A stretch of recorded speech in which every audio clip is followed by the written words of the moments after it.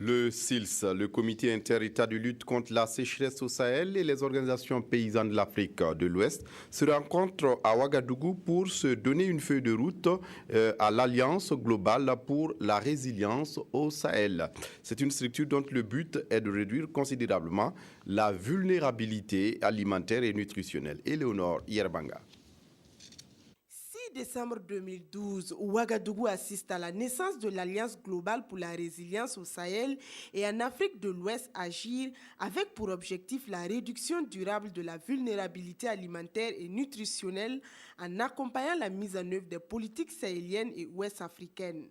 Aujourd'hui, la même ville accueille les organisations paysannes, la société civile et le secteur privé pour déterminer leur contribution dans la mise en œuvre de l'Alliance.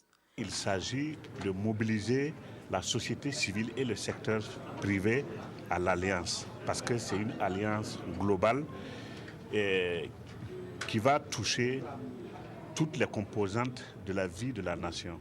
Une initiative saluée par le réseau des organisations paysannes et des producteurs agricoles de l'Afrique de l'Ouest, ROPA, chargé de définir avec leurs pairs leur rôle et leurs responsabilités dans les dialogues pays et adopter les chronogrammes de travail et le budget de leurs activités.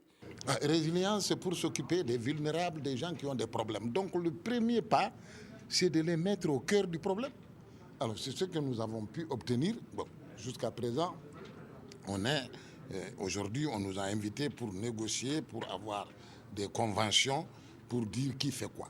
Ces différentes rencontres visent à long terme l'objectif fin zéro dans 20 ans que le Comité inter-État de lutte contre la sécheresse dans le Sahel souhaite atteindre. Quand on aura fini avec l'identification des programmes, des objectifs, des activités, des indicateurs qui doivent nous permettre de mesurer les résultats et aller vers l'impact, nous allons faire une évaluation. Je crois que chaque 2 ans, nous ferons une évaluation pour déterminer si oui ou non nous sommes en mesure d'atteindre ces objectifs. La rencontre de Ouagadougou réunit les organisations concernées par la mise en œuvre de l'Alliance, les experts de l'UEMOA et de la CEDEAO, les points focaux agis du Niger, du Mali, du Togo, du Tchad, du Sénégal, de la Côte d'Ivoire et du Burkina Faso.